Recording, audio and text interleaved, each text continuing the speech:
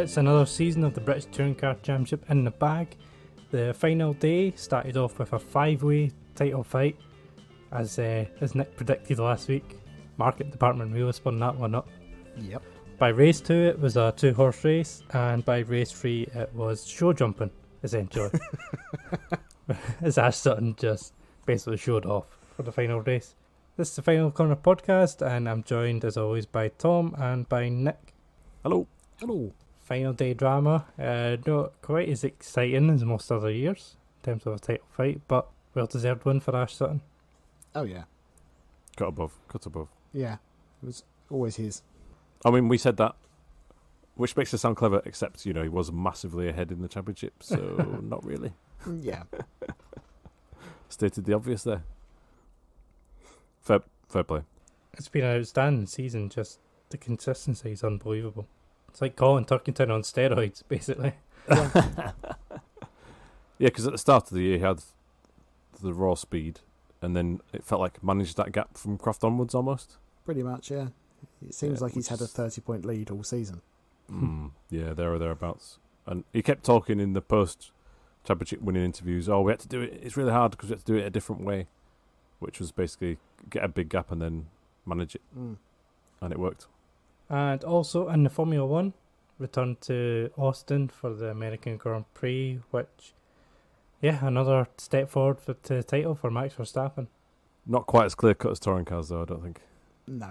No, but certainly taking steps that way. Great drive from Max, though. Indeed. Yep. So we'll start with British Touring Cars since it was the finale, the grand finale.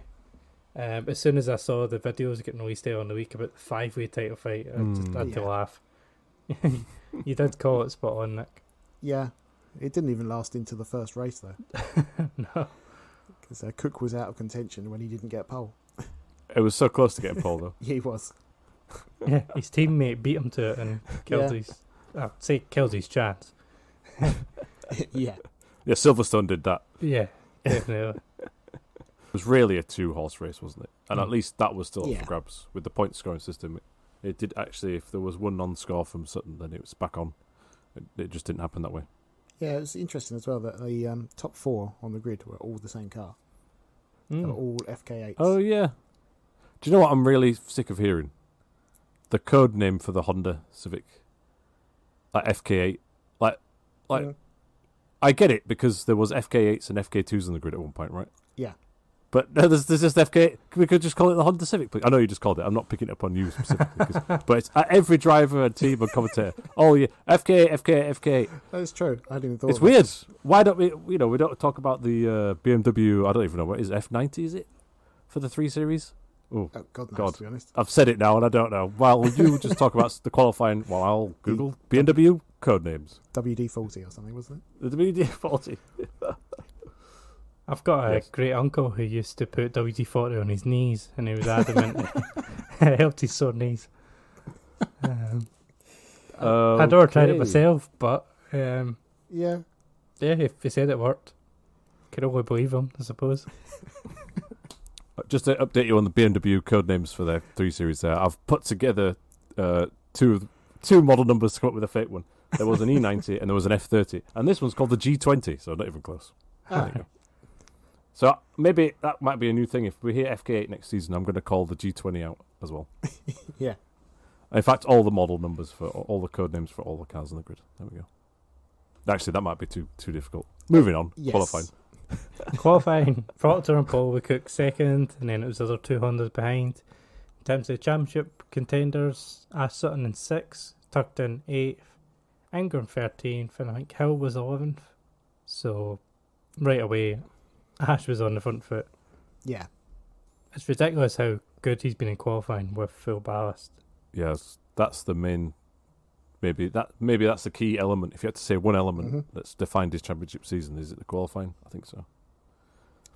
He wasn't the best qualifier over the year, though. No, but he was very consistent. He was always sort of top 10-ish, occasionally a little bit lower, but. And the thing that skews the Wingfoot Award that Turkington won is that what it's called? Is that right? Yeah, you got it. Right. You got it right. You got it right So first time. You still question yourself. Yeah. obviously, what skews it a bit is the championship ballast, and if that's Sutton's basically leading all the way through the championship, he's done well to even be near the sharp end of that competition. Whereas obviously there was a time where Turkington was well down in the points, at least for a couple of rounds, so he has lighter weight going to qualifying. Oh, can you imagine how boring the championship would be if there wasn't ballast? It would just be Ash Sutton constantly. Yeah. Well, there's no ballast next year. Yeah, that's true. Or tyre compound changes. Happy days. So you're going to have to see how that all works out with the electrical, hybrid, boost, whatnot thing. Fascinating. Because it's really an unknown for the first time in many years. Yeah. Because isn't it they get more energy they can use per lap or something? Or based on championship order. I should say they get less the higher up the championship they are. It's something like this. Yes, you're right, yeah. And race results in between, I think. Yeah. But we don't know what. And apparently some of the teams don't really know what yet. But no. I suppose that doesn't matter until every team has got the unit to then test. Yeah, that's very true. One thing I'd like to point out about qualifying, before we go on to 22 talk, I'm sure that'll come up in a sec, is going back, there's a couple of things that we've talked about before that I wanted to raise, one of which was poor form of Tom Oliphant of late, in fact, this season. Yeah, just in general. There's no reason to be qualifying 14th in that car without ballast, I don't think. That's harsh, but... No, I fully agree with that. It's not ideal. And Dan Lloyd was, again, doing very well up in P5. But this time Plato wasn't very quick in qualifying, unlike Donington Park. He was down in 17th, and apparently was talking about straight line speed again, and left the team on the Saturday night and drove home in frustration, apparently, according to Tim Harvey. Oh dear. Did he make it out of the car park though? Oi! TBC on that one. Yeah. To be fair, I think he had a point though with the engine. Oh yeah? Well, they changed the engine after race 1 and he immediately improved for the next 2 races. True. What if they didn't actually change it, they put the same one in again? This is true, maybe. Poor Jason. Has there ever been a weekend in his life where he's not complaining about straight line speed? Probably in the early years with the 1996. the Astra. The original Astra, not the one he's got now.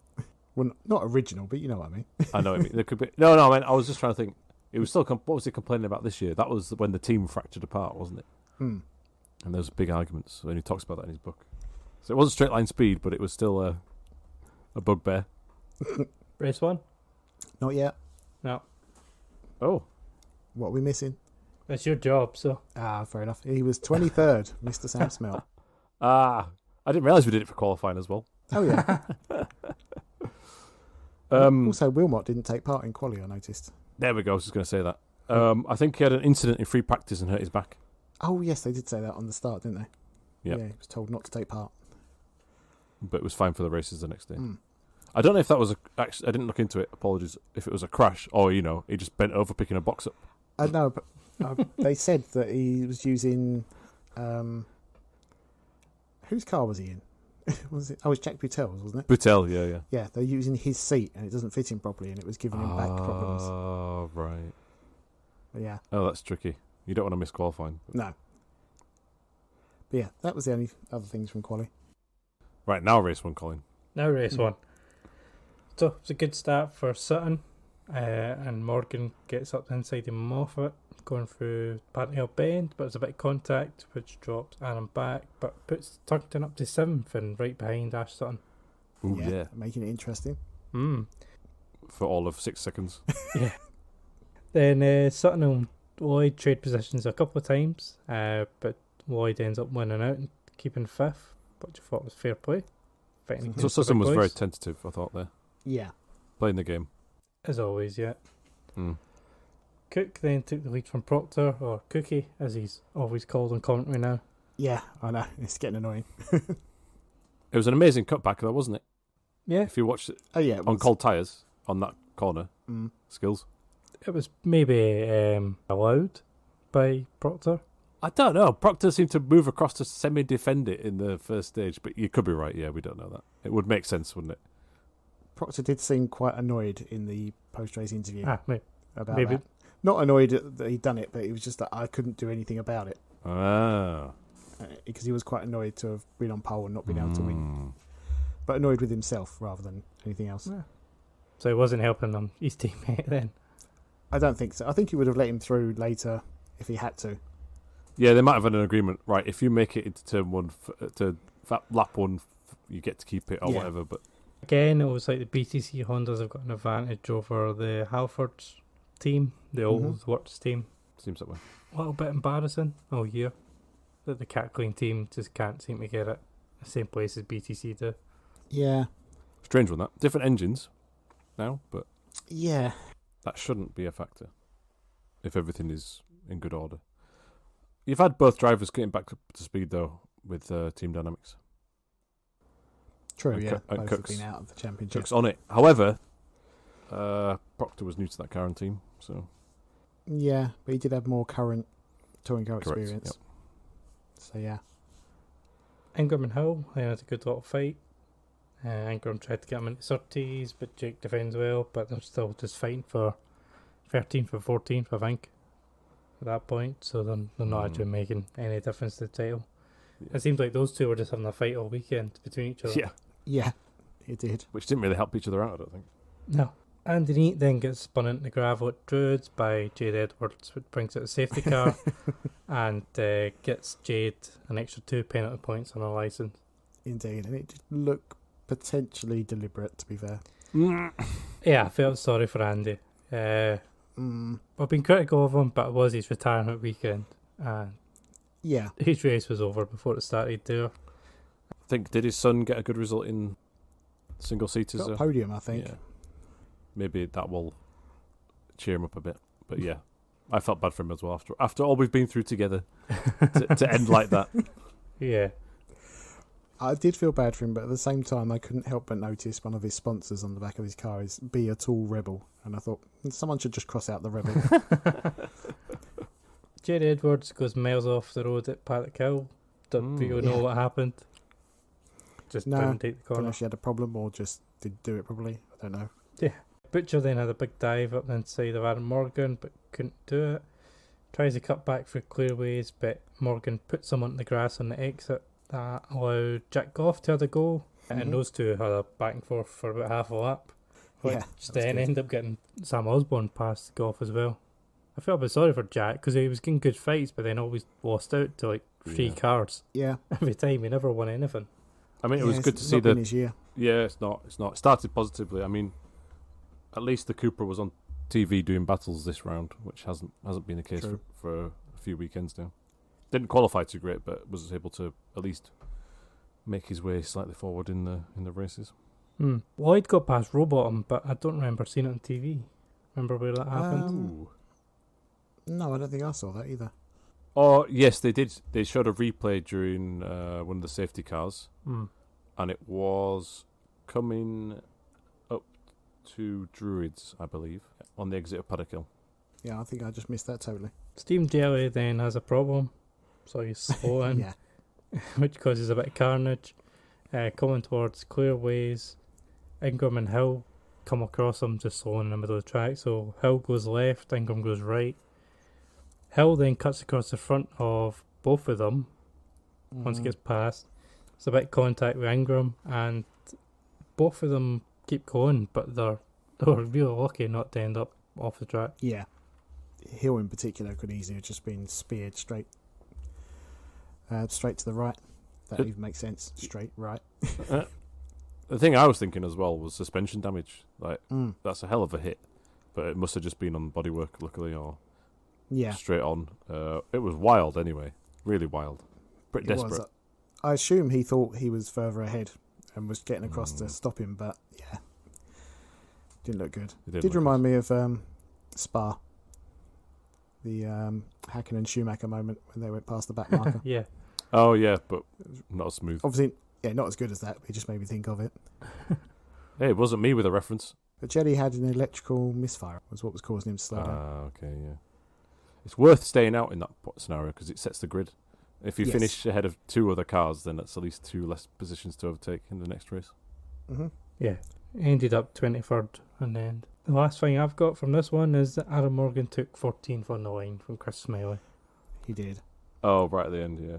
I did wonder at one point, though, if Ollie Jackson was actually trying to help out Jake Hill or he was just being slow. Oh, because he was defending and to the point of where the rear bumper was falling off, wasn't it? Because someone... Yeah.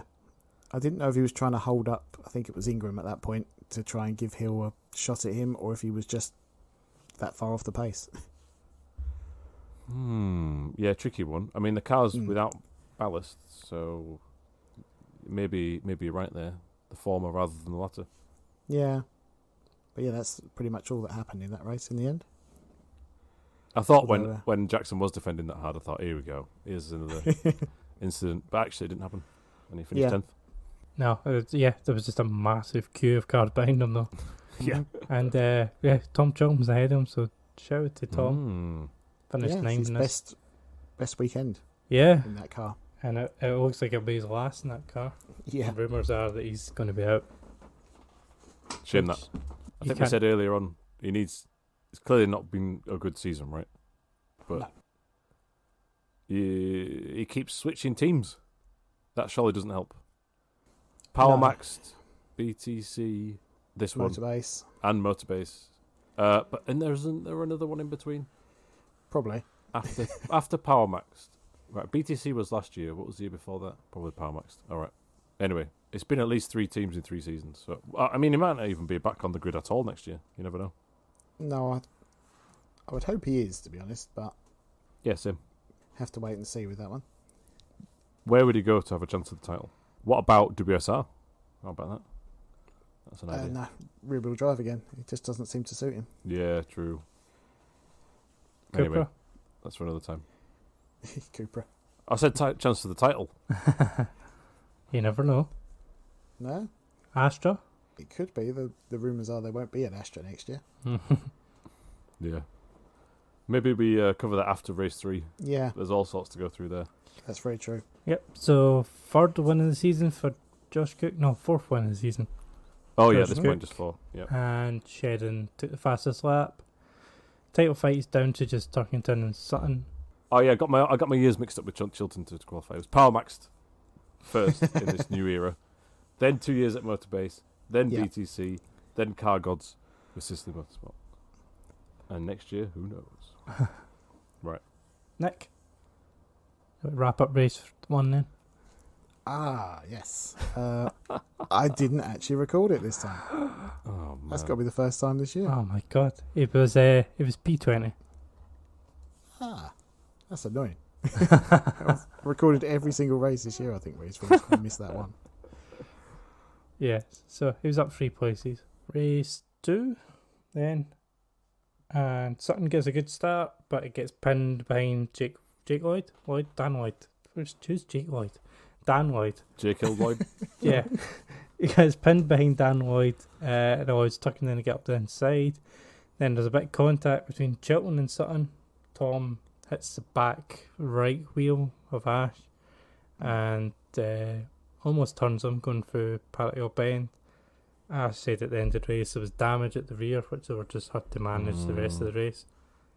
So that was the chance for Tuckington, really, that he needed his fellow BMW to smash out Sutton at that point. Yeah.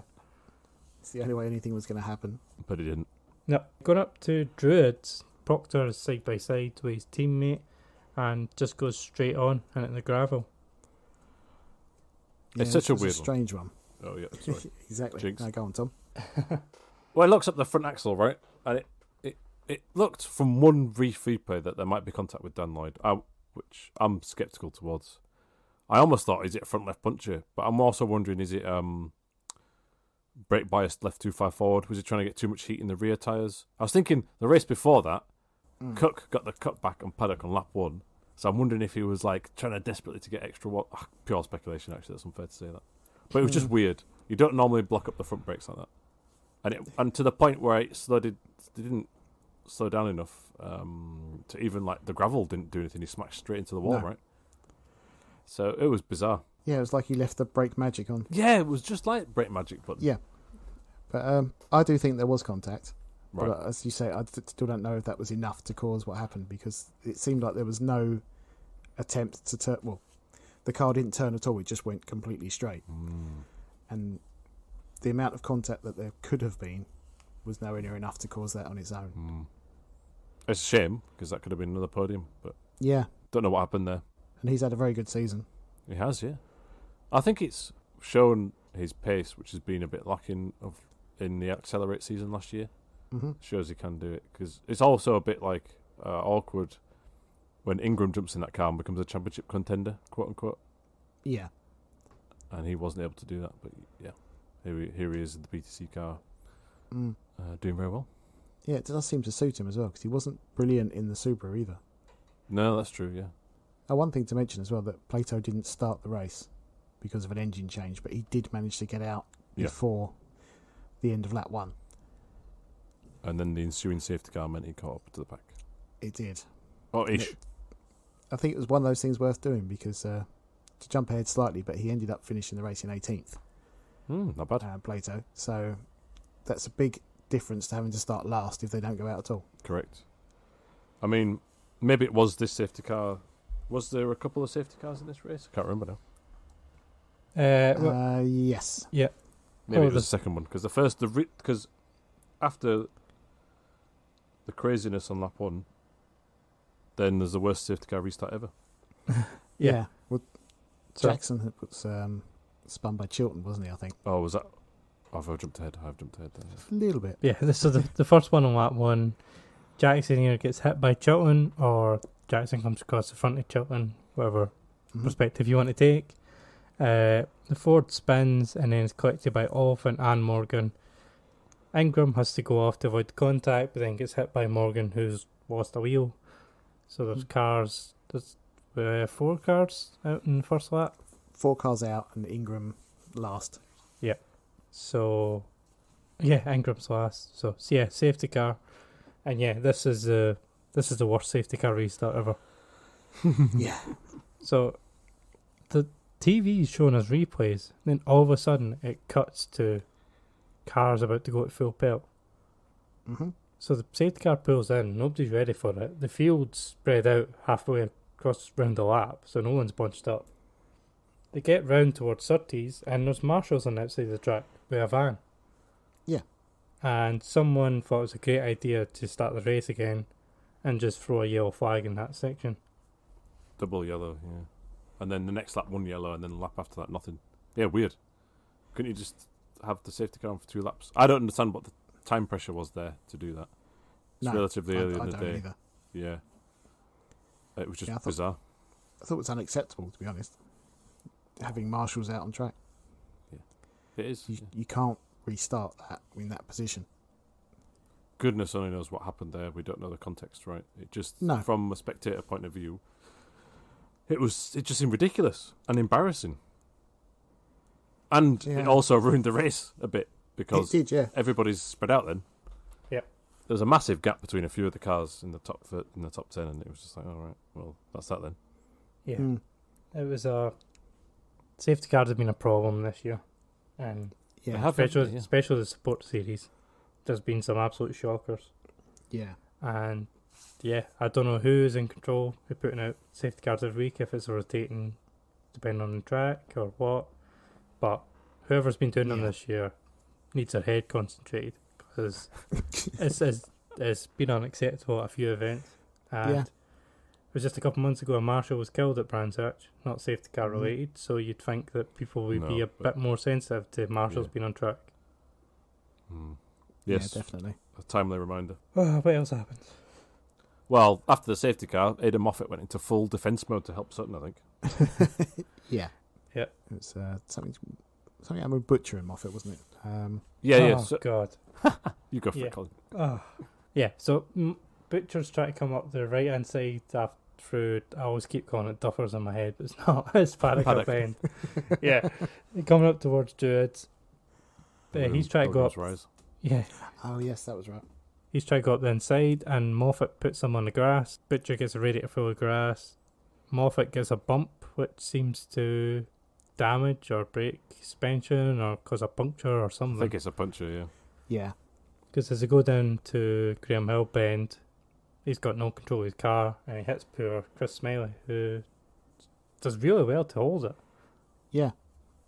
But it breaks his suspension, unfortunately. Because he goes half a lap at full pelt, and then all of a sudden just stops. Yeah. But he's doing half a lap crabbing on the straight.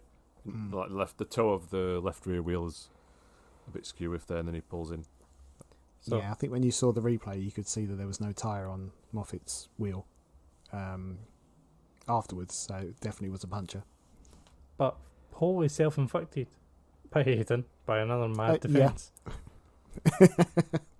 It's arguable. Oh, go for it. I'm not sure he punts him onto the grass. I think he just sort of covers it a bit and doesn't Butcher get a bit carried away.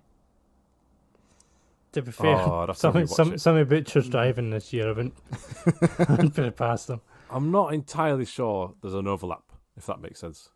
But it could have been a late move, but I don't think the replay showed the full context on the run down the hill, if that makes sense. But certainly, but anyway, Butcher's on the grass and he's weaving all over the place, and you think this is going to be a huge crash. Yeah, I did think that. So fair play for not having a massive one. I mean, he's braking with like opposite lock going on this way, then that way. Yeah. And then obviously his grill at the front gets covered in grass, but he did finish the race, surprisingly. Yeah, he did. And Tim Harvey did say, didn't he, that the grill was completely clear of grass. It's fine. But it wasn't Butcher's car he was looking at. Which, to his credit, near the end of the race, he was like, "Oh, I think it was Sam Smelt." He did, yeah. Yeah, it was quite funny. At the time, I was like, "Come on, it's a different car." Same livery, I guess, but yeah. Yeah. Jake Hill then starts making moves. He got a nice cut underneath Osborne along the start straight, and then he pulls the exact same move on Goff.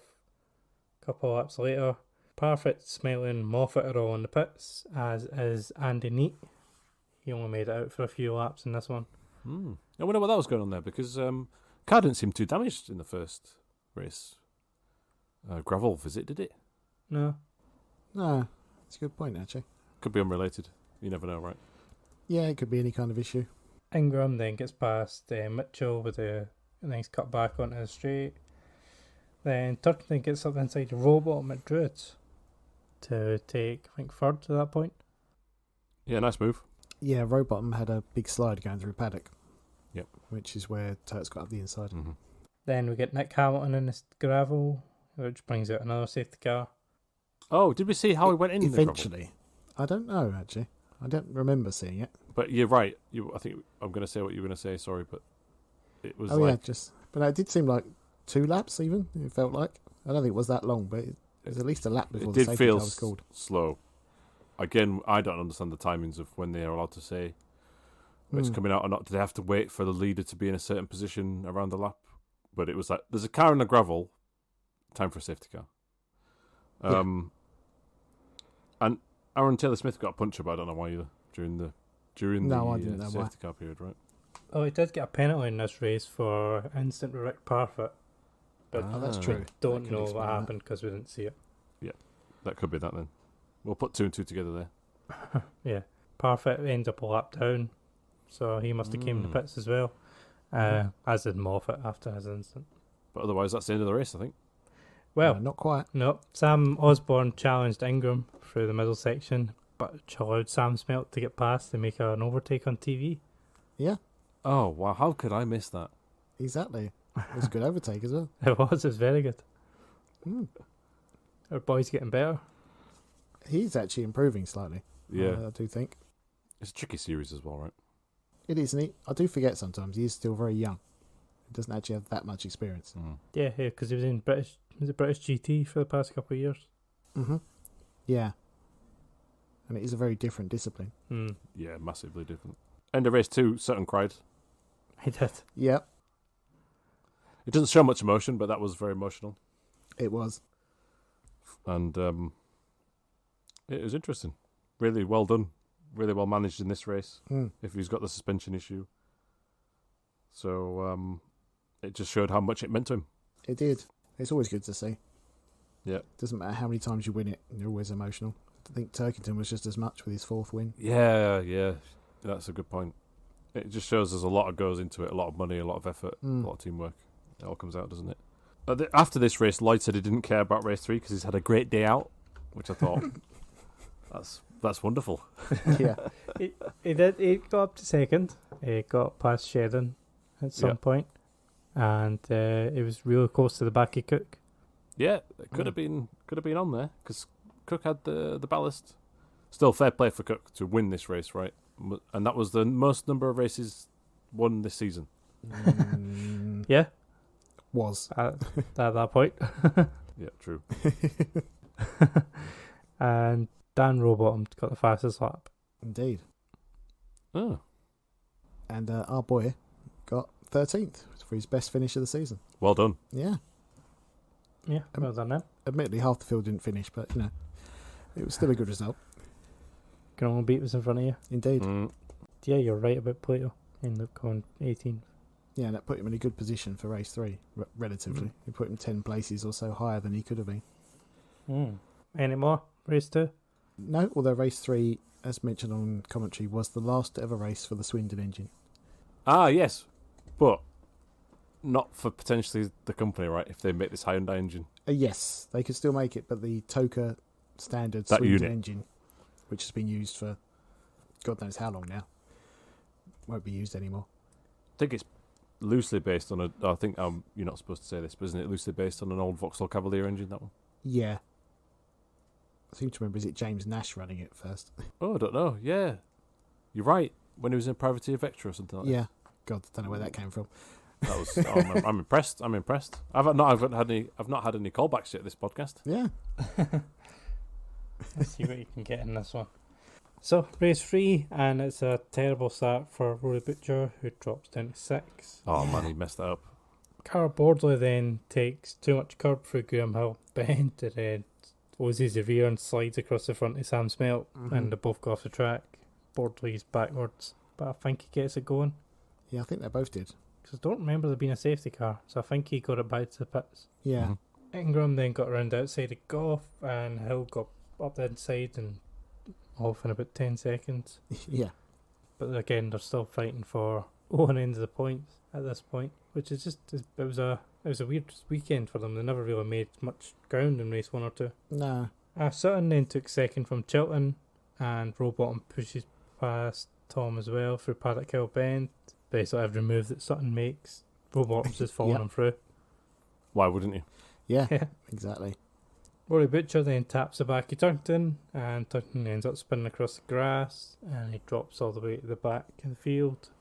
You think there was something more than that, though? Yeah, the suspension had been damaged. I think, was it by Chilton in Druids? I think it was just before then. So yeah, Turkington's, I think it was right rear wheel was absolutely knackered at that point, so he had no control going into Graham Hill Bend. Yeah.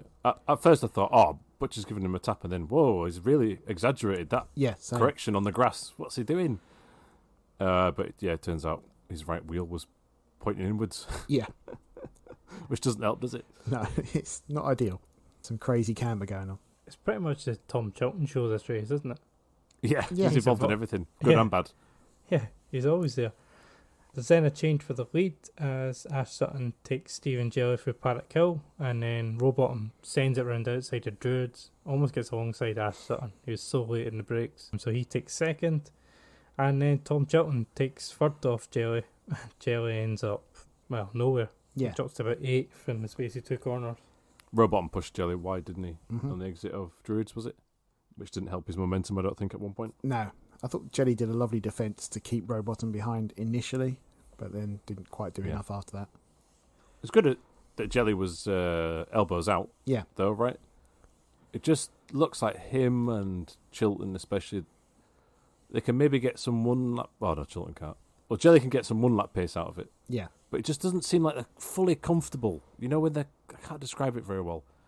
You know, when they're in some of these battles, especially Chilton will sort of ease off like he's a bit nervous and not comfortable with how the car is driving around him. But anyway. Yeah. Do you remember Jelly earlier in the season when he had a reverse grid pull and he was an absolute disaster? Yeah. Was it Snetterton? Yeah. At least he's better this weekend when he could right. start from the front. But, breaking early, locking up, all that. Yeah. But here he had a spunk about him. Yeah. Is that the right word? Yeah, sure. Kind of. Yeah, kind of. There's then a gaggle of cars fighting for third. It's like 5 or 6 of them. Ingram ends up getting past Butcher and Cook to take third and take the podium. I thought he was going to win at that point. Yeah, so did I. Yeah, it seems like he's finally found some pace, Mm. which I didn't have all weekend. There's then a bit of contact with Hill and Butcher. Yeah. As you'd expect Yeah. with those two this weekend. I thought that Well, was like going to be either a was- huge crash off the first, but it will end up okay. Where Yeah. was it? I can't remember it. It was going towards the last corner, was it not? Oh, was it? Yes, I'm trying to remember as well. I just remember they came together and I thought it was going to be massive, but they all settled down. I've just got one word written there, chaos, because it's just constant Yeah. carnage happening. Aaron Moffat then spins, and Jack Mitchell goes flying out at the top of the hill in the middle sector, Mm-hmm. and there's a safety car. At the restart, or just after the restart, Jake Hill then dive bombs Jelly at Surtees and spins him. Mm. I'm kind of on the verge of Jelly turning in on him more than Hill going into him, personally. Seems like the steward agrees with that. To me, I thought Hill was already there when he Right. cut across. Still, come on, Stephen. More defence. Yeah.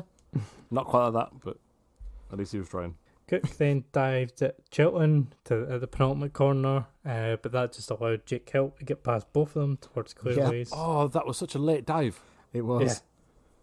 Yeah, it didn't help him any. No. He got past Chilton, though, from it, didn't he? But then lost out to Yeah. Yeah, Hill just Hill, sat yeah. there and sized it up nicely. He was past even in the clearways. He was long ahead. Yeah, right. And yeah, Ash Sutton's out in the distance and wins his Mhm. fifth race of the season. So joint top scorer Yeah. Yeah, for wins. he takes Cook's record away from him. Oh. Jake Hill gets the fastest lap. And Ash Sutton did a burnout, which was... You're not allowed to do that in Formula 1, so thanks. True. A row bottom, another good result from row bottom there, under the radar, I felt. I think he's been good all year as well, hasn't Yeah, he has, yeah. Definitely way better than his year in the Sicily Mercedes. Perhaps that speaks volumes about that car, though. he? Yeah. I think it was great. Mm-hmm. Shout out for Jason Plato in 10th. That was good. Going to give a bit of praise there for Tom Oliphant in 15th, but Yeah, don't. no.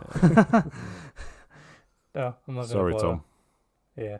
Andy Neat did finish his final race, so managed to get the car fixed and back out. Did all 18 laps, finished 22nd.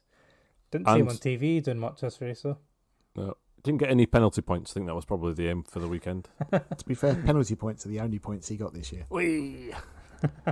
And that's, to me, he's got to be why he's retiring. I know he did miss a couple of rounds, but that car was quick enough to get a point at some point.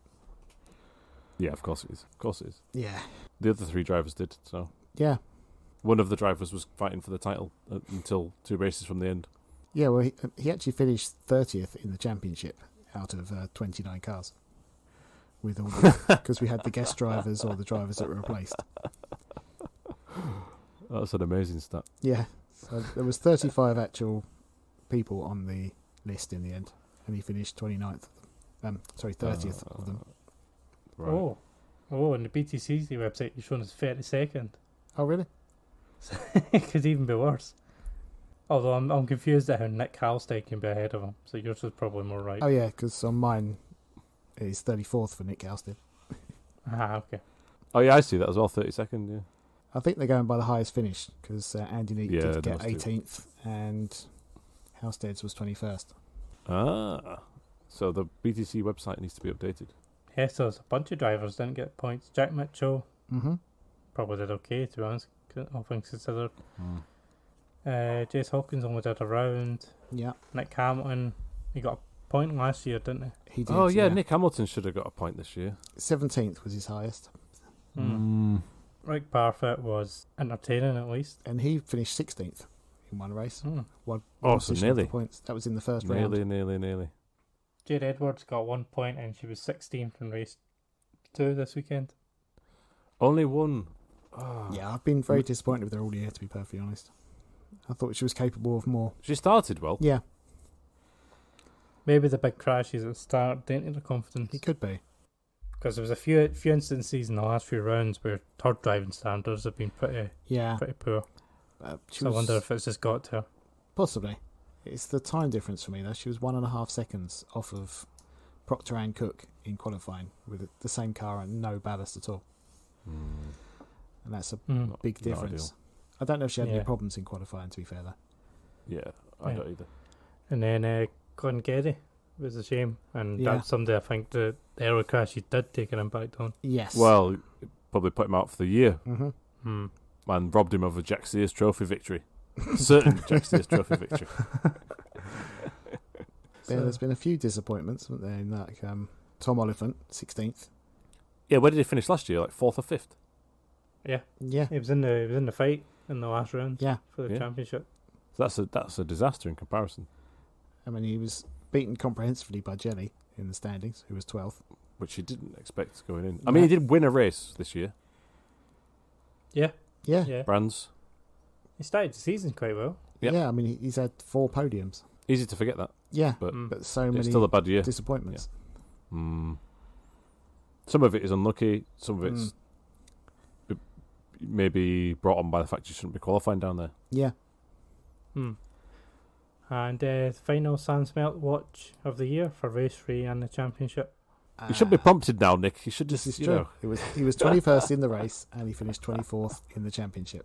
Which, if you look at the people behind him, not bad. No, I mean, he finished ahead of Jack Butel, Jade Edwards, Rick Parfitt, Andy Neat, Nick Hamilton, all of which I think should have done better. Yeah. That was a good final round for him. Better than his first time in touring cars, I think. So. Yeah. And I don't think he'll get another year, but I hope he does. Yeah, me too, after all this. Mm-hmm. We've been on a journey together. Yeah. Yeah. The teams championship. Who won that? Because I wasn't paying attention. Well, Laser Tools run the teams. Laser Tools Racing, but also you could Team Hard. Was it on social media? Was talking Yeah. Team Hard. Yeah. Our Hospitality is won the title. Basically, yes. Laser Tools Team Hard BMR Racing. From BTC and then Dynamics. Good season for BTC there. Team BMW down in 4th. Yeah. Not so good. But they did win the manufacturers, didn't they? They did. Which, unfortunately, Motorbase Performance / Ford only really had one car up there this season, right? Yeah. And the same for Toyota, so. Yeah. But, fair enough. It was, a record 6th time in a row for BMW. Ash Sutton and then Laser Tools won the Independent. Jack Sears Trophy was Dan Rowbottom. Glengarry. Had a good season. Amazing We had the season. reservations about him at the start of the year, and he's had a good season. So, I think he'll challenge Shedden pretty much every week next year if they're both there. Well, I did think he'd win the Jack Sears Trophy, but I didn't expect him to be as good as he was this year. At least not from the get-go, at least. You can never put a good Clio Cup racer down. No. It's always a good sign, I think. And as you said, the Wingfoot Award was Colin Turkington. Yes, as he put it, he now has 2 doorstops because he won last year. Got one for the front and one for the back door. I'm sure Goodyear will be so glad to sponsor this. So driver market now starts for next year. Silly season. And Love it. It looks like Carl Bordley's not going to be back in series next year. Chilton about the BMW. Andy Neat's retiring. And I'm sure there's more rumours, but those are the only ones I've got noted. Well, I've got a few to bring up if that's okay. Yeah. Go for it. Gordon Shedden tweeted, "Congrats, Ash Justin Racing again for a mega year. You've set the bar high and well deserved. Look forward to the challenge next year." So, obviously, it's not confirmation, but it sounds positive towards him being back on the grid. He had a good end to the year. He did. Yeah, they're erratic first 2 thirds. Although some of the qualifying towards the end of the year wasn't too great, like Silverstone, for example. Yeah. But you're right. I'll take that. I'll take that. Sorry. I'm sorry. Dick Bennett was talking about how they need help. And Tim Harvey said that, they want engine boost for next year, but we'll see if that happens. Dan Camish said on TV that he had an option to stay in BTCC this year, but chose to go Carrera Cup. A last-minute offer is what he described it as. And just on the Carl Baldwin point, he obviously owns 2 TBLs. Yeah. Now, him not being racing doesn't mean that they won't be used, but it'll be that could be the key pivotal thing as to where those are distributed in the off season. Yes. Because he uses one for driving and one for hard, was it, Nick? Yeah, one is used by Team Hard, which I believe is for Nick Hamilton, but it doesn't really matter. It's for one of their cars. So that could go. Potentially, he could keep hold of them and loan them out, or he could sell them. So actually, I think he's got the key to the driver and team market. Because Team Dynamics wanted a third TBL, but they wanted it from TOCA. They didn't want to pay for it. Right. So would they be interested in buying or possibly loaning one from him for that third car they wanted to run? Maybe. Yeah, we don't know. And Tim Harvey did mention that he's quote unquote is what he said. I'm hearing all sorts about Sutton next year, from new cars to different teams. Mm-hmm. Now there are internets floating around the internet, but I suppose they're unsubstantiated at this point. Yeah. But we know that Tim Harvey at least brought that up, so we can discuss that I guess. Yeah, it was it. I mean, would he go back to front wheel drive? That's the main question in my mind. I don't think he'd want to, but No. as you say, the rumours are it's going to be a new car, so they can choose the car they want. If it's a new build and it's rear wheel drive, they would surely have a car that is a similar profile and size to the Infinity. So Yeah. 3-box saloon for good aero, rear wheel drive. I mean, what else is on the market other than the BMW? Because the Infinity is not anymore. So you've got Alfa Romeo Giulia, you've got Mercedes-Benz C-Class. That's about it, really, isn't it? What were the rumours? I mean, there's before? Jag, Yeah, Jaguar. but I can't see them spending any money on that, to be honest. No, was it Accelerate? Were originally planning to use a Jaguar, but Correct. it turned out to Correct. be too heavy an option. Some weird thing, wasn't it? Yeah. And so they went for the Hyundai. Audi? Possibly. Well, Not yeah. sure what there is, though. There's the I haven't been A4 on Audi in a few years, so in that size. There's an A4 in that size. Remember Rob Austin? Yeah. He did rear-wheel drive, didn't he? But Mm-hmm. because it's rear-wheel drive, there's no way Audi will give you any manufacturer support. But that might not even matter. No. Subaru did it, of course. We should have to wait and see. Also, everyone should watch the Cow Wow drag race between an old Toyota AE86 that won the yes. British Touring Car Championship, the current one from Butcher, and the hybrid one driven by James Cole, right? Yes. And interesting that the speed boost at the minute isn't that much. No, I thought that was very interesting Yeah, fascinating. because I thought it was going to be much more than that, and I'm pleased that it's not. Same. You don't want a too big difference because otherwise the racing feels extra fake. It's Yes. already sort of massaged. You don't want it to be like a joke. Mm-hmm. Like actually, Pure ETCR, which was a new touring car championship this year with pure electric cars. Pure. I said pure twice. They've got this whole power boost thing that you can use, and it's like so much quicker than the other car. The racing feels really weird because all of a sudden it was just like Fast and Furious, like when they change gear in Fast and Furious and get extra speed from it. It's like that, but then the next lap the other person does it back, so it's like, oh well, When they're of course they're going to overtake each other then if you just time it right. So if it's subtle, it's more you don't want it to forgivable. be I don't know. too overpowering. You don't want it to be like DRS was at some places where it's just you cruise past people. You want it to give you an advantage that you have to Correct. make the best of. But what's cool about that is clearly that Toyota has set up that Yeah. video, and I think Nick, you shared another Toyota video beforehand where they're using the touring car to promote the road car, and with the electrification next season, I hope Toyota's they seem fully involved and committed as a manufacturer, which is really what the championship needs, and to become it adds an extra bit of credibility to the whole show. No, I fully agree. Silly season's great. I love it. And I'll be checking certain forums and Reddit threads every day now until the start of the next season, Yeah. Cue the Volvo/Kia rumours coming up. Yes, beyond the Kia. That's where Plato's driving next year. yeah. What, as an Uber driver With- or as a touring car driver? With Rob Gravitt. Oh, God, yeah. Remember, that was a thing, wasn't it? Wasn't that a few years ago? I thought He was going to return? That's been a thing for about 10 years every year. Yeah. Oh, I hope not, Rob. No. So next year's championship gets started in April at Donington Park. It's the first race of the season. Donny. Yeah, switched around a little bit. Yeah. So Donny, Brands Hatch, Truxton, Alton Park, Croft, Knockhill, Snetterton, Truxton again, Silverstone and Brands Hatch. First round of the season jitters at Donington always leads to lots of crashing. Yeah.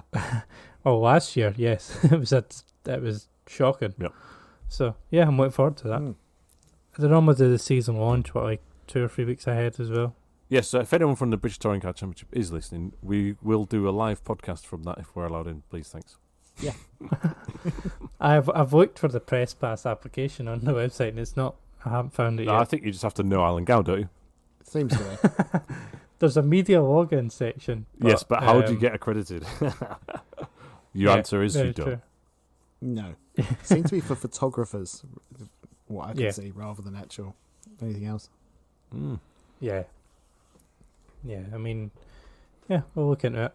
I've had a press pass once in my life where I bagged my way into the Eurogamer Expo 6 years ago. But this time round, there's no blagging. We're providing a fan British Touring Car podcast. It'd be cool to get some drivers on here. I'm not sure the drivers would want to come on here after some Oh, of the yeah, things that's a good point, actually. Well, and then if we get them on, then we have to be polite, don't we? Yeah. I think we might have to delete our back catalogue to get anyone on. Like, who have we not slagged this year?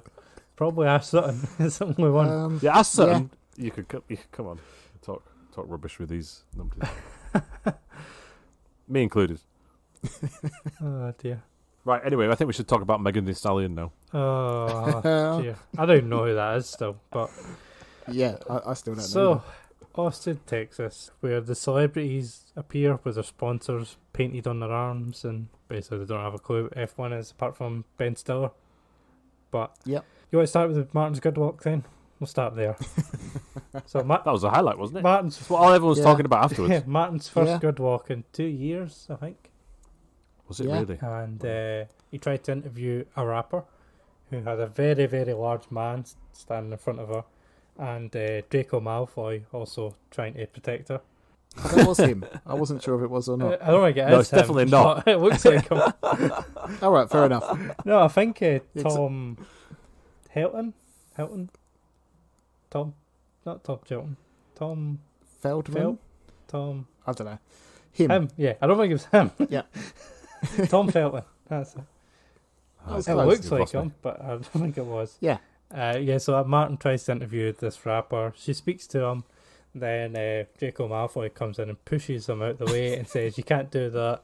And Martin Brundle's response was, "Well, I can because I just did."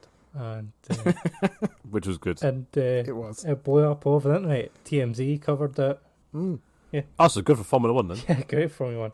Everyone covered it, and Martin afterwards says that people should be respectful when they come on to basically his grid. I think is what he wanted to say, but our grid, I think is what he said. I did see there was some small-minded F1 fans were saying something like, "Oh, she's an idiot," and I was like, "Well, it was her security guards, and team because she actually started answering and she seemed okay at the start, right?" So yeah, she seemed alright. She was telling them to leave him alone. Yeah, and she was only there to promote the Cash App, which she had plastered on her either arm or underarm or something. Oh, did she really? Yeah, that's all the pictures are of her there is showing the Cash App logo, which is that didn't work on me. No, I didn't even know. Which is it's on the Red Bull car though, right? Yeah, she was there with Red Bull team, but then she was pictured with everyone. Right. Well, the Cash App is sponsors the Red Bull. Yeah, which is owned by the guy that owns Twitter. Yeah, whatever his name is, Jack Dorsey. Yeah, there you go. They do a lot of sponsorship stuff though. They sponsor like 1 million every single podcast. Qualifying? Yeah. Oh, can we talk more about sponsorships, please? Was there any more good walk talk? I didn't see any of the good walk. No. I just seen... There was actually one more thing that was quite amusing, in that Brundle tried to interview Serena Williams about 3 times, and she kept just giving him excuses. I think, because he not had run into her before. Yeah, as he was determined to get to talk. Was this to on the same grid walk? Wow, he's had a rough one. To be fair, I don't think Martin really cares, but no, it's a bit the charm, but it is also quite rude sometimes. Remember, he had that feud with the Italian journalist, where he just kept butting in front of her, and even drivers started getting peed off at him for doing it all the time. Yeah, Tanya. Good old Martin. Yeah. Qualifying? Yep, let's go. Probably for the best. Yeah. Maz, you can tell we're tired out after the touring car finale. Yeah. Mazepin, Schumacher, Raikkonen, Latifi and Stroll out in Q1. Time for Lance Stroll to have a bit of a reset, I think. Yeah. Then Q2 was Russell, Alonso, Giovinazzi, Vettel and Ocon. Look at Giovinazzi getting ahead of Raikkonen there. Yeah.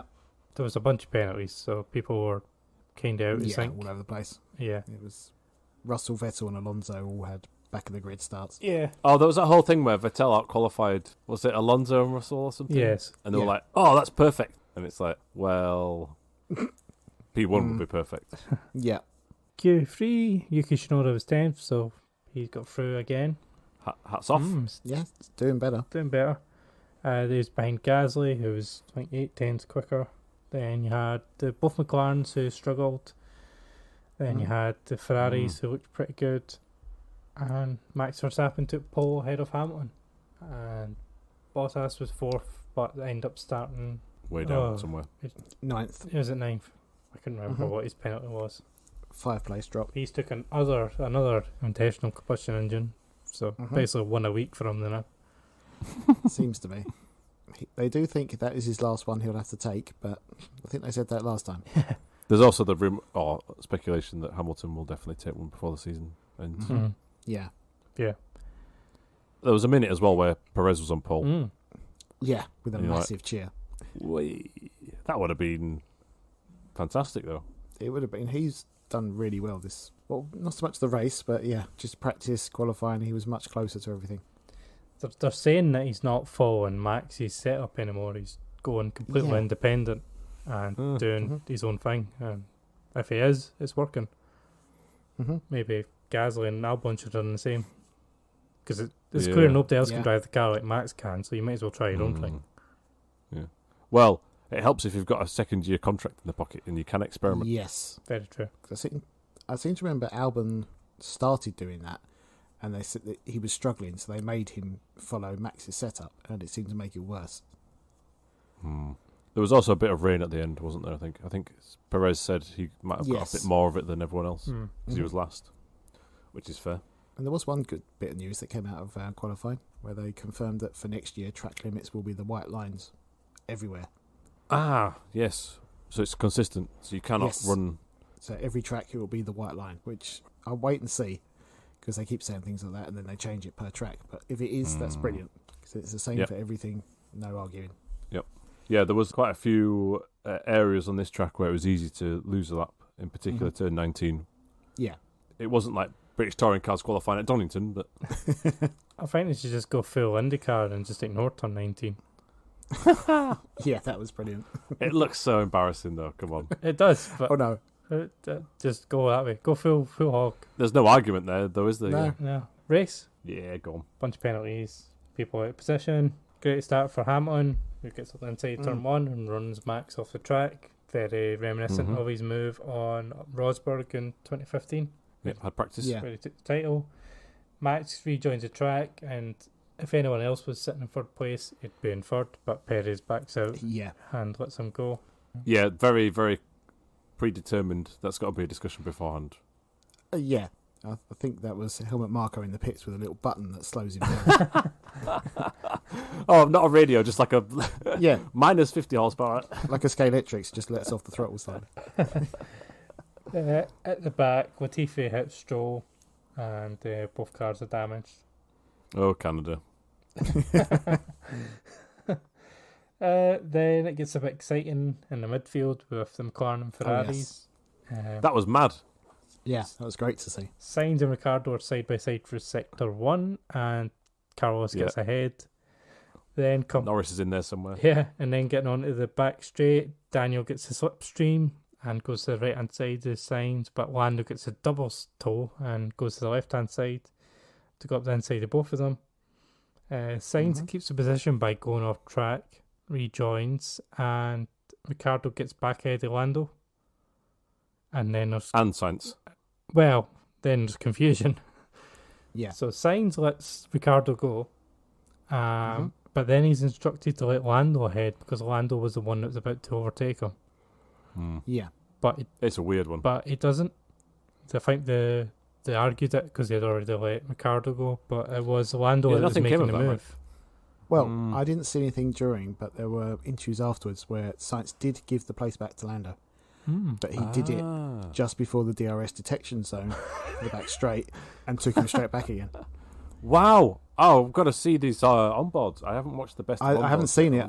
There was an interview with, I think it was Andreas Seidel, who said, "Well, that's clever."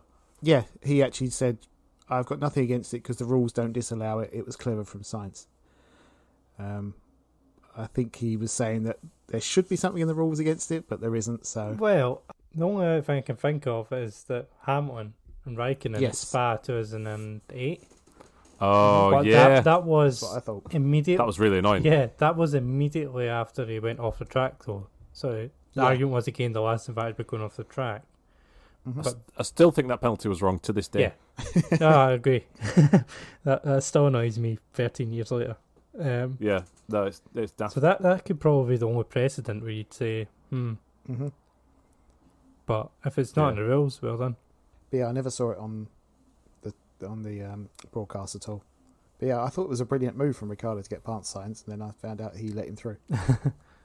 Yeah. It does clearly let him through because you don't see a full replay on the broadcast, but if you look at the onboard afterwards, Sainz is just not online at all. Mm. And obviously, as Sainz, you like it'd be pretty confusing as to which orange car is what. And I don't think it's a weird one because the stewards are asking him to lose 2 positions for gaining 1. If you look at it from the other point of view, it was, but it's one of those confusing ones. It was Lando that overtook Sainz, and then Sainz went off the track and kept that position. But then Ricciardo gets Lando, which really confuses it. The other thing as well is when Norris is diving down the inside, I'm thinking, he's going to spear straight into Leclerc. I was thinking if Leclerc's seeing this in his wing mirror, he's just thinking, oh, God. Uh-oh. One of them's going to hit me. It was sketchy, but he managed to pull it up. I don't know how. Yeah. And that's very skillful because you've got to judge the fact you've got a double slipstream. Yeah. You've probably not had that all weekend. Exactly, And you're on the wrong line. Yeah. So that was the best bit of driving in the whole race, I thought. Well, Sainz did say as well with that he thought all 3 of them were going to take out Leclerc. Right. Code Brown. Yeah. So last time we see Leclerc, to be fair. Yeah. Yeah, and he had a good race. You just didn't see it. No. Mm-hmm. Started 4th, finished 4th. Yeah. Well done. Ocon lost his front wing against the back of an Alfa Romeo. Pit stop start. Max goes on lap 11. Lewis goes on lap 14, and Max gets undercut. He's a good 3 seconds ahead. Yeah, surprising, but then you think, okay, right, Lewis is going long, right? Yeah, I even thought he was potentially trying to do a 1-stop at one point. Yeah. Well, Max gets on the blower at one point and asks the team to bring Perez in to force Hamilton to stop again. Because at one point I thought Hamilton was going to go make a long stick on a set of mediums or something at the end to try and have a go at Max, but Perez stopped. I think his second stop, like lap 40 or something, which kind of forced his hand because he'd be stuck behind Sergio at that point. Mm-hmm. And Sergio would defend, I think. It's wild how Red Bull is really, really playing every trick in the book to help Max at the minute. Mercedes sometimes can't do that because Bottas isn't quite up there this race anyway. Has been recently, but not this race. And I think Red Bull just does not give a toss about their constructors' title. They're all about the drivers, which is fine. But if we get to the final race or 2, let's say the final race, right? Both drivers are in a chance, Lewis and Max, of winning the F1 Drivers' World title, right? And Bottas and Perez have qualified well. That's going to be a really crazy race, right? Because both Bottas and Perez will be doing weird strategies and blocking and not blocking and not getting out of the way. And I mean, bring it on. It's going to be exciting, right? But it's going to be a weird one where the teammates could decide the championship. Yeah, definitely. Based on this, like how Perez backed off on lap 1, how he was compromised on strategy. You know, at the end of the race, everyone was like, "Oh well, Perez finished 30 seconds behind," but he probably wasn't on the ideal strategy because of helping Max. And he had no drink bottle. Yes. Oh, really? How many times do teams have problems with drink bottles? Yeah. I'm not going to mention any particular teams, but how hard can it be? Yeah. Yeah. Yeah, how hard can it be?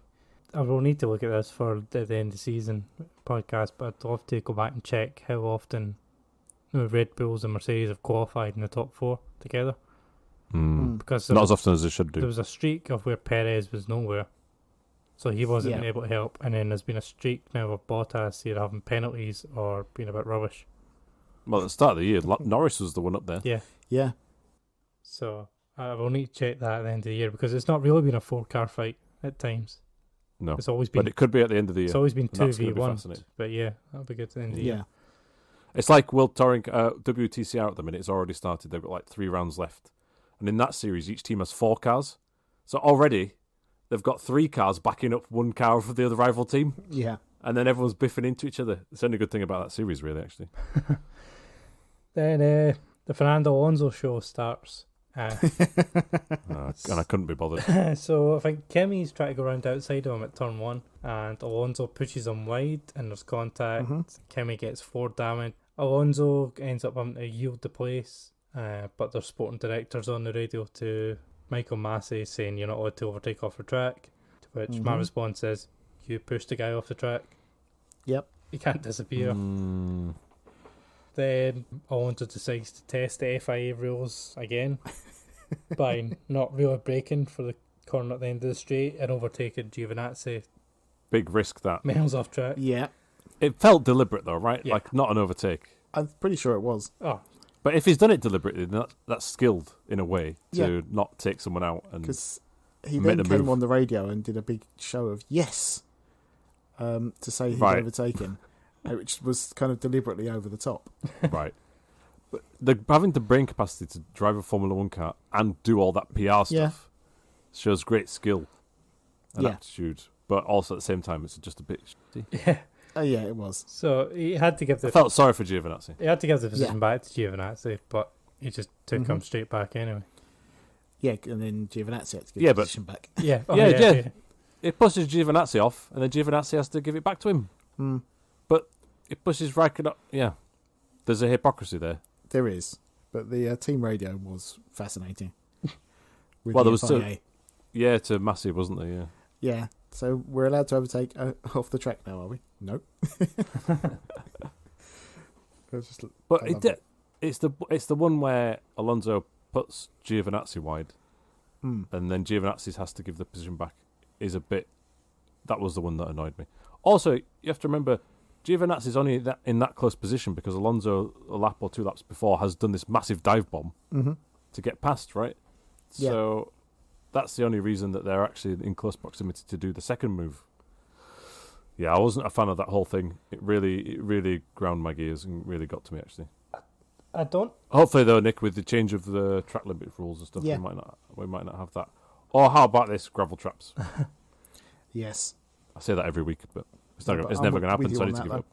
Yeah. I don't get where Alonso's sudden feud with the FIA has come from. Because he just, every weekend he just turns up, seeming to want to test the rules. I've got an idea. There's no way that the Alfa Romeo should even be out qualifying the Alpine around there. That's true. I think it comes from a place of frustration. He needs something to fight with. Bad weekend for Alpine, though, in terms of pace. Like they were outclassed by Alfa Romeo, and that shouldn't happen. Yeah. And they both had to retire. They did. Was it rear wing issues? It definitely was with one of them, wasn't it? It was with Alonso. They said, on Ocon, they said there's something with the rear of the car, but then Alonso came on the radio for his and went, "Oh, the rear wind's broken," or something. Oh, like yeah. Yeah, he did say that. Yeah. Well, I thought it was team protocol clear to hide it. Yeah. But he was just like, the rear wing's broken. Just as a slight sidetrack, do you think if Alpine are awful next year, Alonso will see out the season? I think he will see out the season. Yeah. Yeah, because then he can do it. He can PR it to the end that it's not his fault. But I think the team will withdraw if they're not good. Possibly, yeah. Then Alonso goes back to IndyCar. Yeah, gets that Indy 500. Although Hulkenberg's got his seat at the minute, right? It looks like. Yeah, it's a lot of F1 or potential F1 drivers ending up in IndyCar next year. A lot of F2 guys end up over there. Yeah, which is cool. Yeah. Good series. Yeah, maybe worth watching. Vettel, I thought, did a really nice move around outside of Russell through the fast right-handers. And he had a pretty good recovery to get back to 10th, considering the Aston Martin didn't look that good. Yeah, didn't look brilliant. Sainz tried to go around outside of Ricardo through that little annoying section after the straight, and a bit of contact, which Sainz thought was deliberate. Oh, yeah. And to be honest, I kind of thought that Daniel had maybe just spun up the rear wheels to kick his arse out. Yeah. To give him a nudge. I don't know, but to me that looked like he deliberately give him a little kick to get him out of the way. I think. I remember Jenson Button said of Interlagos 2009, he was trying to overtake someone, I forget, to turn 1, and he said, I deliberately got the back to step out a bit to semi-force them wide, and it reminded me of that it is possible they can do it. For some reason, I think that was a Japanese driver, but I don't know why. It might have been Nakajima. I think it was Toro Rosso, was it not? Bourdais or someone? Bremy? I think it's Bremy. Possibly. Don't know. It's a very, very nerdy conversation to try and remember. But it is, yeah. I'm sure it was. I thought it was a Toro Rosso. Right. Whoever it is, you know the move I'm talking about. Oh, yes. And he said in an interview that he did it deliberately, so... Yeah, it was a Top Gear interview. Yeah. And it was a star in a reasonably priced car. You have to give Ricciardo the benefit of the doubt because you can't prove it. Yes. Well, but it felt that way, and it damaged Sainz's front wing then, and he was... Mm-hmm. It was a good little battle, true. and then it was neutered, and then ultimately was he passed by Bottas?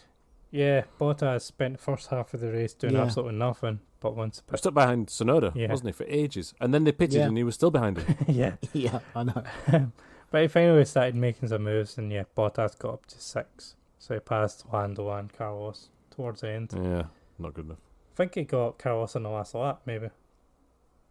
He might have done. I think there was a move at the end, so that must have been that. It was off camera. Yeah, as everyone is. Mm-hmm. And so Lewis is chasing down Max on slightly fresher tyres. The traffic's a nightmare because everyone's decided at the end of the season or coming towards the end of the season they don't want to do blue flags anymore. Who got a warning for that? Was it Raikkonen? Raikkonen and Mazepin both got black and white flags. And then Mick Schumacher decided he wasn't going to get out of the way either. Gave Max DRS, which is probably enough to keep him ahead of Lewis. Yeah, Lewis got to a second, but couldn't get any closer by the end.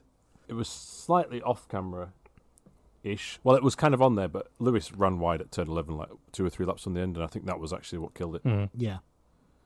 The gap elongated out from just near a second to like 2 or 3, so then he had to catch back up again in the final 2 laps and didn't get that DRS. And he didn't get DRS because one thing that annoyed me all weekend was the Red Bull is faster down the round the twisty bits, and the Mercedes is fastest down the straights. And nobody in commentary ever picked up on that.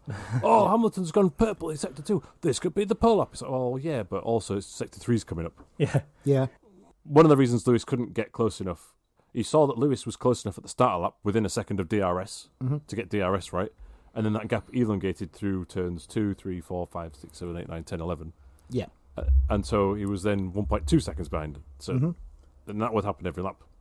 Well, you could see that the Red Bull at the start of the race, he was falling like 0.7 behind Lewis for a while. Whereas, to be honest, once Hamilton fell behind Verstappen, I never thought he'd get back ahead because that car can't really fall.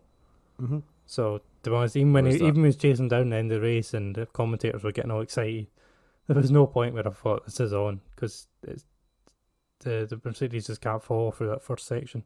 I did think it was on around lap 38. He was 8 seconds nearly 9 seconds behind. And someone on the radio was like, it's all about the last 3 laps. So I was like, right, so they've probably worked out if he keeps at this pace, he's going to get within a second, but he never did. And I do think he did make one mistake there, which wasn't talked about enough. No, and then we had the moment, I think I pointed out to you two during the race, of all this happening, and let's cut to Ben Stiller. Oh, yeah. Yeah. That was some weird direction again. Oh, they were showing Ben Stiller all weekend, everywhere. Yeah, I know. To be fair, at least he was actually a fan, and when they interviewed him, he knew his stuff. He wasn't just there to be a presence. He was there to enjoy the race. What was the only good cutaway ever, Nick? Oh, Rowan Atkinson. The classic. Was it Hamilton and Massa? I'm not sure, actually. I think so. It was in that era. I don't know where it was from. Yeah. I know he was in the McLaren garage. He was with that team, but yeah, it was just quality there. So, well they done, actually Max. did that in the touring cars as well, didn't they? They when there was a battle for the lead and they cut to Turkington coming into the pits. Oh, for about 30 seconds. Yeah. Right. It's an ongoing thing that weekend. And the commentators had to be like, oh, we don't know what's going on. They actually said it, didn't they? Like, oh, we don't know what's going on. But it could be, I mean, oh, yeah. They were really close, weren't they? It must be very difficult to pad for time when that happens. Yeah. Yeah, it just seems to be an ongoing thing in general with motorsport at the moment. Let's try and miss all the interesting bits. Fastest lap of the race, Hamilton. Yeah. Bonus point. Key. But yeah, Max, another win. He's now 12 points ahead in the championship. Hamilton's probably going to need a DNF to overturn this because the next 2 tracks are traditionally Red Bull tracks. And also he's probably got a penalty coming for a new combustion engine. Is the next one Mexico? Mexico and then Brazil. Mm-hmm. The thing with Mexico is the flowing nature of those corners, especially in that middle sector, is Red Bull territory. But that is a long front straight. It is, and with the tricks they're using, as exactly. I don't think it's a foregone conclusion. I do think the Red Bull will be quicker, over maybe a one-lap pace, but when there's traffic and cars are near each other, all it takes is end of lap one, Hamilton to get a good enough slipstream and power by, and then he has track position for a bit. Then it's all about strategy again. Yeah. The talk is that the Honda's going to be stronger at the altitude. Which was an ongoing thing with Renault. Yeah. Right. So that's the thing, the Mercedes will be weak at that altitude. That's putting the marker on that. I don't think they've ever been on pole at Mexico, from memory. I think Lewis has won there once, but I don't think they've ever qualified well. Right. Well, maybe there were 1 year. Only because wasn't there 1 year where Verstappen was disqualified or had his lap taken away when he was on pole? Yeah, he didn't slow down for a yellow flag when Bottas put it in the pole. Yeah, so I was wondering if maybe that year that Hamilton got it. But I'm not sure. Can't remember. Yeah, to be honest, 2 races left. That could be, if it do turn out to be Red Bull tracks, that's an extra, 12, 14 points. Mm-hmm. So Hamilton really does need a DNF at some point, because Qatar and Saudi Arabia is going to be unknowns. Mm-hmm. Abu Dhabi's been traditionally Mercedes, but then Verstappen won there last year. There's also this engine penalty Hamilton might have to take. However, if it really is the case that Mexico turns out to be Red Bull or a stronghold, you could maybe take the penalty then to get it out of the way, and then focus on the other ones. I don't know. Yeah, do Friday Mexico practice and decide. I don't mind who wins as long as it's close going into the final race. Mexico should be the easiest race for them to make positions back from taking a penalty. Because of the straight line stuff. Yeah. And the way this new system works, it means that they can get quite a lot of top end out of it. Okay, so in that case, what we're saying is penalty for Hamilton next race. I think that's the most likely option. You heard it here first. I do think they will struggle at Brazil in terms of the speed. Because have you seen how the actual suspension trick works, what they're doing? No. Enlighten me, please. Well, I don't really know, but I have been watching a few things and I kind of get it, but there's effectively 3 parts to the suspension. You've got the left and the right rear, and there's also a central bit that links them together. And so when one side is going up or down, the central bit is going one side or the other. But when they're both in a straight line, the central spring compresses, and that's what they've been messing around with. They can make that compress at a different rate to make the back end drop quicker to stall the diffuser, so they lose downforce and drag. But with Brazil, the main straight is a corner. So will they be able to use this trick? Probably not. So it's like going through it with DRS open, I suppose. Yeah. And this is something that all the teams can do, but only 2 teams on the grid have a low rate car. And a high rate car, they can't stall the diffuser. They can't get it to go low enough. They can make the back end drop to give them the same thing, but it doesn't have the same effect. Does the Aston Martin do this same trick as well then? Apparently so, but Mercedes have perfected Not well it. enough. Not well. They bought in a whole new aerodynamic package for Silverstone, and that was all geared to make this happen. This is when it first started. Clever. And they've been tuning it ever since. Wow. So seeing stuff like that is the coolest thing about Formula 1, I think. Yeah. Well, you'd hope the racing is, but DAS and this and the flexi rear wing on the Red Bull, you want to see them pushing the boundaries of the rules, right? It's all part of the fun. It's all around the front of the floor and the barge board area for the Mercedes. They've made it work the air really hard in that area, which makes it easier for them to push the back end down quicker to stall the diffuser quicker. So it's all linked from one end to the other. But they had to tweak all the suspension settings to get it to work the way they want it to, because if it stalls at the wrong time, it's bad. So, but I found it quite interesting, even though I didn't fully understand it. Yeah, I think if it's like you described there, I get it to an extent. And you're right, Brazil's going to be a test of that system. Or do they get too lost in trying to make that work and lose sight of the other setup for the other corners? Yeah.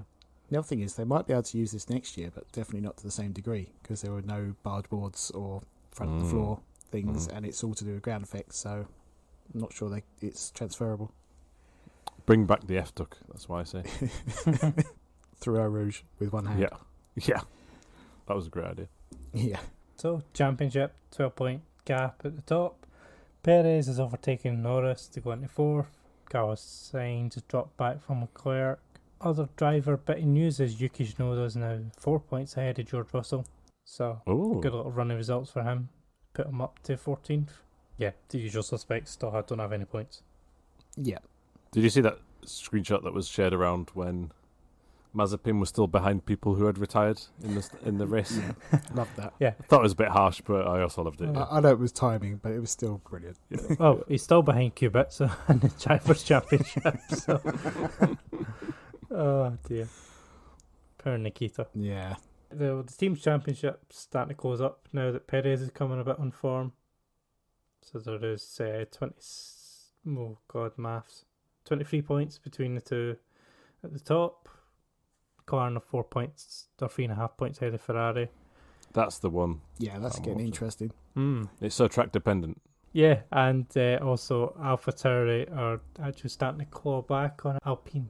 Are they really? They're now 10 points between the two. Ooh. Well, that's another reason for Alonso's frustration, surely. So there's a fight for fifth and there's a fight for third in the Team's Championship. And to be honest, I'm not real bored about first and second. So they can do what they want. And we all know, I think, I'm going to say Mercedes is going to win it.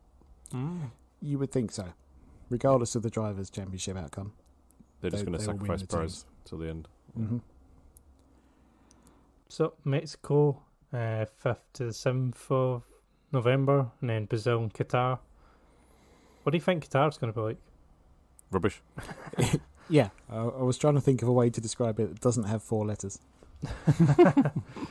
So there's a triple header, then there's a week break before Saudi Arabia, which still isn't finished yet. I'm not bored about that at all. Nah. No. Could be good. Well, it's a new track, but it looks like, one of those Kirby grips that people put in their hair. That's basically what the model of the track put it on. Took me a while to work out what you were saying there. Well, normally we get to try out the game on the game when there's a new track coming out. But so far we haven't, so we don't really know how it's going to drive. Yeah, it is coming to the game, but we don't know if it's going to be before. Yeah. I'm going to guess if they were good, it'd be like the week before, right? Get everyone hyped. Yeah. Because then everyone can make track guide video content on the week before. It'll be a race to the first track guide for that. Nico Rosberg. Yeah, Rosberg will be there. He does his track guides not on the Formula 1 game, though. So No. Well, that's going to be weird. He's not allowed to talk about the F1 other than on Sky, isn't he? Oh, really? I think his deal is that he's only allowed to speak about the current season on Sky. Which is, so maybe he doesn't use the current game because of that then. He uses some weird modded thing. Yeah. Maybe a Assetto Corsa, and I'm like, it looks weird. But it is strange because he only does like 4 races a year, but apparently, this was floating about the internet, so it might be utter rubbish, but apparently he's got an exclusive contract with them, so he can't speak about the current season with anyone else. Oh, well, he just released an hour-long podcast where he interviews Jenson Button. I wonder if he doesn't ask him about the year. I'll have to watch it and find out. Yeah, that might be our rubbish, but I thought that was interesting. Considering he's only been on about 3 races this year. Yeah. Must be paying him a lot of money to have bought his silence. Because otherwise he'd be going for those YouTube clicks. Could they pay him more money to keep him more silent? When he turns up on Sky, he just wants to have a fight with everyone. Yeah, exactly. Although it is quite entertaining in itself, but yeah, he just seems to be there to stoke fires. Yeah, speaking of Sky, I watched most of this race on mute this week. I had enough. After about 3 or 4 laps, I was like, nope, putting this off towards the end, till the end. Did you put on some Megan Thee Stallion? I still don't know who this woman is, but me neither. Did you have to Google who she was, or were you able to tell us off your head at mid-race? No, I know who she is. I'm not going to pretend I'm cool, but I've got one of her songs on one of my playlists. Yeah. There's a good it's going to be bad now. See, I had a little credibility there, and now I've forgotten it immediately. But there is a song with her and Beyonce, and it's like one of them's remixed the other, and it's actually all right. I've really sold it to you there. Yeah. And I will say, in her defence with the Martin Goodwalk, he did ask her to do an F1 rap, which is the typical dad thing when someone meets a rapper. Yes. So technically, is she a hip hop artist, not a rapper? But anyway, I don't know. She's been reported as being a rapper in all the stories about it. Fair enough. That's all I know. It is a bit like, Eminem's there, what should we do? Ask him to rap. Yeah. Yes, because I'm sure he'll do that for free. Because on everything TV. is 8 Mile. Yeah. I think the reason it went viral is because Sky does the American coverage as well, I think, for ESPN. Yeah. So it's just basically the UK feed put over an ESPN ticker with like the football scores at below it. And also, on the flip side, Brundle's probably just got it in his ear who it is. Oh yeah, he does. And he's having to juggle that at the same time, right? Yeah, because I think he did say, is this who I think it is? Yeah. They must get a briefing beforehand. These people are going to be on the grid. Yeah. So, any more for you guys? Any news? Andretti. Is she in WAP? The only other thing. Oh. No, that's Cardi B. No, but other the people are on difference it. in things there. Oh, yeah. Other people are on it. Oh, God, I haven't listened to the full thing. Right. So. Not got a clue. Nick's going to talk about Andretti. I'm going to look that up. We're going to read the lyrics to WAP. Yeah. I know it's Cardi B, but isn't the people in the video? I haven't got a clue. Oh. Yeah. Cardi B feat Megan Thee Stallion. There you go. So you know a song by her. Oh, great. Thanks. Two of my favourite artists. Yeah. Andretti. All it was is that the deal has apparently fallen through. The one that we said that was looking like it was about to happen 2 weeks ago. This is why we shouldn't talk too much about rumours. Exactly. Oh, dear. Even though we just speculated in the British Touring Car Grid. Yeah, apparently it was $350 million to buy the stake, which isn't too bad. And apparently Andretti was willing to pay that amount. But the extra $250 million that they were asked to pay was the stalling point. Because apparently they were had to pay $50 million per season for the next 5 years to guarantee running costs, but they wanted it up front. So it would have been a total of $600 million. Who was requested that? The owner of Sauber. I can't remember his name. Owner of Sauber. Peter Sauber? No, he only owns a small bit, doesn't he, these days? Yeah. It's, hang on. I will have it here somewhere. Anyway, WAP. Have you seen the music video for that? Oh, dear God. Didn't Ben Shapiro get into like a Twitter meme because of Oh, we don't mention this guy. Sorry. That's the more thing I can think of. WAP. Yeah, I can't find the name anyway, so go for it. Yeah. Oh, well, I was already padding for time, but... Yeah, I know. Yeah. So the owners of Sauber. Right, interesting. That sounds like a lot of money. Yeah. Yeah, you could probably set up an F1 team for that instead of change. Ask Gene Haas how that's going. Mm-hmm. Yeah. I didn't say they'd be good, but you could... Manor's old factory's probably still sitting there ready to get picked up. Do you know what everybody mentions all the time, which can never be used, but the best car that never raced, blah, blah, blah, blah, blah, is a 2010 Toyota, which I think was bought by Pirelli. So maybe someone could pick up the remnants of that. Yeah. I really love Beyond the Grid podcast, which is Tom Clarkson interviewing. It's officially sanctioned by F1, and it's 10 times better than this one, I'm afraid. And he interviews just 10. Current... Yeah, just 10. Interviews current... but it's probably not got as many listeners. Anyway... Every odd time he gets someone on, it somehow weaves into there either the Schumacher move from Jordan to Bennett, or this now infamous Toyota that never raced because the team shut down, but it could have been the champion in 2010. Where was I going with that? I think it's probably time to call it. They were good in 2009. They were, yeah. Yeah. And they pulled out, didn't they? Yeah. Shame that. Do you remember Jarno Trulli going absolutely mental towards, was it Sutton at the Brazilian Grand Prix at the end of the year? Oh, because they wiped him out. Yeah, and then at the next press conference, he's still having a go at it. And he's go, "I've got a drawing." He brings a drawing, does he? To the press conference? I do remember that now.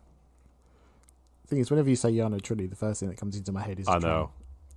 Yeah, not the. Apparently, he's a we talked about this before?